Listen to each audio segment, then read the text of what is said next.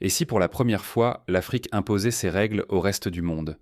Imaginez, plus de 8 décennies où la richesse du Sahel a été emportée, confisquée par d'autres, enfermée dans des coffres dont le peuple n'a jamais possédé la clé.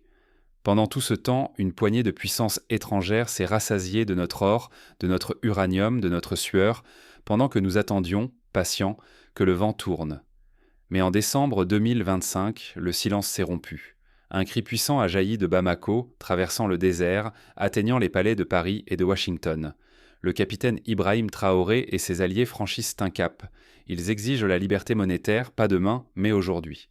C'est alors qu'un événement historique bouleverse le destin du Sahel, la création de la banque BCID-AES. Ce n'est pas qu'une institution financière, c'est l'acte fondateur d'un divorce retentissant avec le franc CFA. Cette banque, érigée avec un capital intégralement souscrit par les États du Sahel, marque la fin d'un siècle de dépendance imposée. Pendant des générations, on a fait croire que la stabilité venait de Paris. Mais quelle stabilité quand il faut supplier pour construire une école alors que nos propres lingots dorment dans les coffres d'autrui? On nous a donné un drapeau, un hymne, un siège à l'ONU, mais jamais le droit de décider de la valeur de notre travail.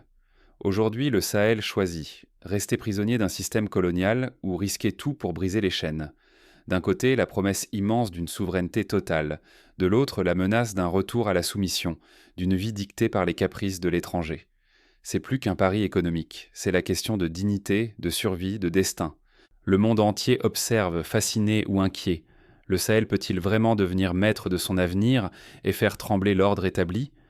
Pour mesurer l'ampleur de ce séisme, il faut retourner à la source, comprendre comment la domination coloniale a été verrouillée et comment la révolution du Sahel est en née, pierre après pierre.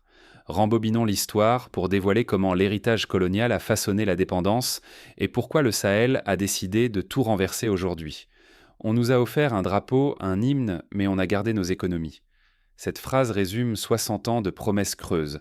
L'indépendance, on l'a célébrée dans les rues, mais pas dans les livres de contes. Depuis les années 60, on a cru à la liberté parce qu'on nous a donné des symboles. Un drapeau flambant neuf, un hymne puissant, une chaise à l'Assemblée des Nations Unies. Mais la véritable clé de la maison, celle du coffre-fort, était toujours dans les mains de Paris. Le franc CFA, présenté comme un gage de stabilité, n'a jamais été une monnaie à nous. Chaque billet imprimé rappelait que la confiance venait d'ailleurs, la Banque de France. On promettait la stabilité, mais à quel prix? Impossible de financer un hôpital, une route, sans l'accord tacite ou explicite du FMI ou du Trésor français. Pendant ce temps, notre or, notre uranium, nos ressources du Sahel prenaient le chemin des ports vers l'Occident. Les convois partaient en plein, les caisses publiques restaient en vide. Pour chaque projet, il fallait quémander une signature, courber l'échine devant des partenaires qui n'avaient jamais mis la main à la pâte. Vivre sur ses propres terres comme un locataire, voilà la réalité de plusieurs générations. Chacune plus appauvrie que la précédente, chacune endettée pour servir une dette qu'elle n'a pas contractée. La souveraineté, au fond, n'était qu'un mot prononcé sur un podium, jamais une réalité vécue dans les villages ou les quartiers. Pourtant, sous le silence apparent, la colère grondait. La jeunesse voyait bien que la pauvreté n'était pas une fatalité, mais une construction. La patience s'effritait, le désir d'agir montait. Le jour où l'on a compris que tant qu'on ne contrôle pas la valeur de notre sueur, on ne contrôle rien, ce jour-là la rupture est devenue inévitable. Mais en 2026, la patience s'est muée en action, la riposte s'organise. Un vent nouveau souffle sur le Sahel. Découvrons comment la révolution monétaire est devenue la première pierre de la souveraineté totale. La souveraineté n'est plus un mot, c'est un arsenal. Le Sahel n'attend plus qu'on lui donne la permission d'exister. Il agit, il frappe, il construit sa propre puissance sous les yeux incrédules du reste du monde. Première étape, la naissance de la BCID-AES, la Banque de coopération et d'investissement pour le développement de l'Alliance des États du Sahel. Son capital initial, 500 milliards de francs CFA, réunis sans une seule dette étrangère. C'est la première fois dans l'histoire de la région qu'un tel montant est mobilisé par les États eux-mêmes, sans passer par les marchés occidentaux, ni mendier auprès du Fonds monétaire international. Pour garantir l'indépendance totale, une taxe confédérale a été instaurée. Chaque transaction, chaque échange, chaque projet stratégique verse une contribution directe à la banque commune. Plus jamais nos routes, nos écoles ou nos barrages ne dépendront des ordres venus d'ailleurs. L'argent du Sahel sert désormais le Sahel, et rien d'autre. Mais l'indépendance financière n'est rien sans une monnaie souveraine. C'est pourquoi la CIRA voit le jour, une monnaie confédérale adossée à ce que le Sahel possède de plus solide: l'or de Bamako, l'uranium d'Arlit, le lithium de la Gourma. La CIRA n'est pas une promesse, c'est une richesse réelle, indexée sur les ressources stratégiques de la région, et non plus sur les humeurs d'une banque centrale européenne. Évidemment, ce bouleversement n'a pas tardé à provoquer une riposte féroce. Les sanctions économiques tombent, les menaces d'isolement se multiplient, et certains tentent de jouer sur l'inflation pour faire flancher la CIRA. Mais cette fois, les règles du jeu ont changé. Les populations comprennent qu'il vaut mieux souffrir aujourd'hui pour construire le socle de leur liberté que d'accepter la pauvreté organisée à vie. Pour protéger cette avancée, le FUAS, la force unifiée des États du Sahel, entre en action.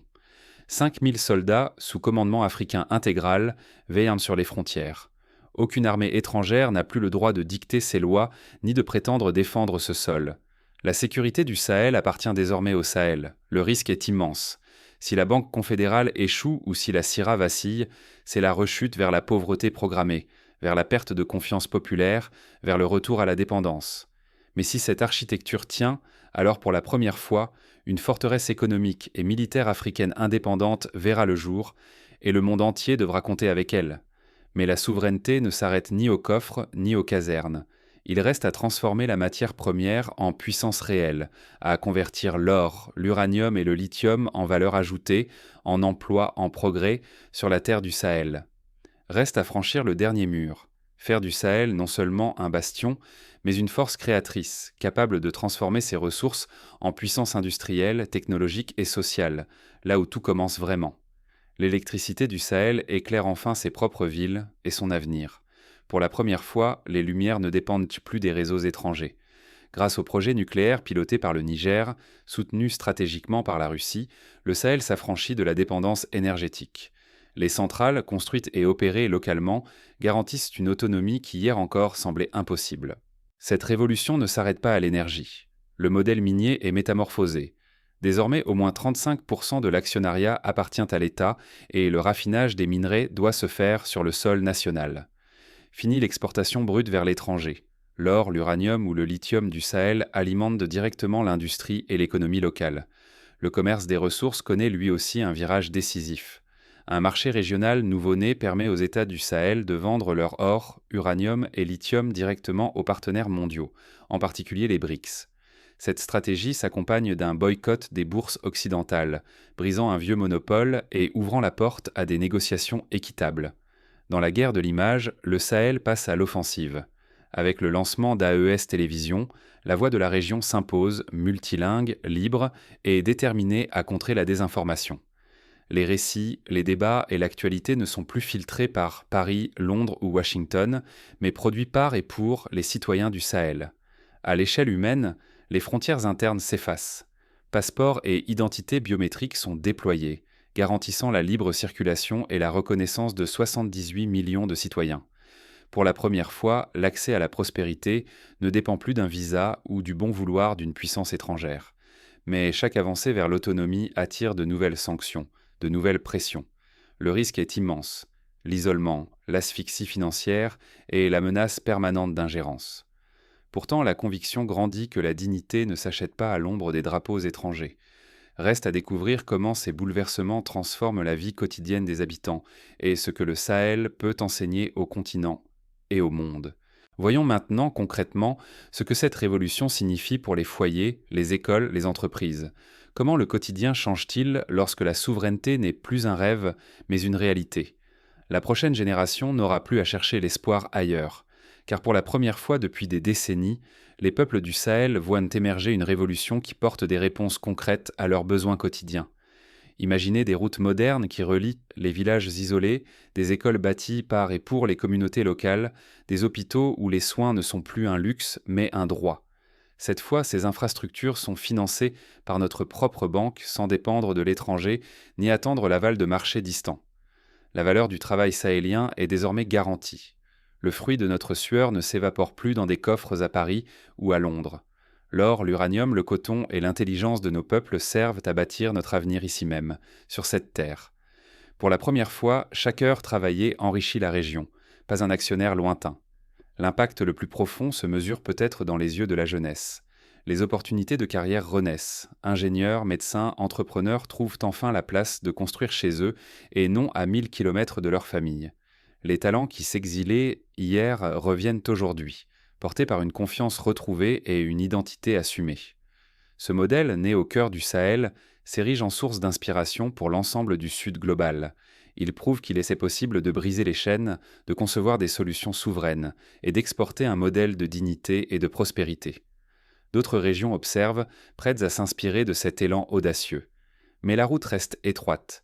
Le succès de cette révolution tient à la cohésion et à la vigilance. Soit l'avenir se bâtira sur la fierté, la compétence et la prospérité retrouvées, soit, si la division s'installe ou si une contre-offensive étrangère prend le dessus, tout pourra être perdu en un instant. Face à ces enjeux cruciaux, une question s'impose. Que reste-t-il à accomplir pour garantir la pérennité de cette révolution et protéger ses acquis ?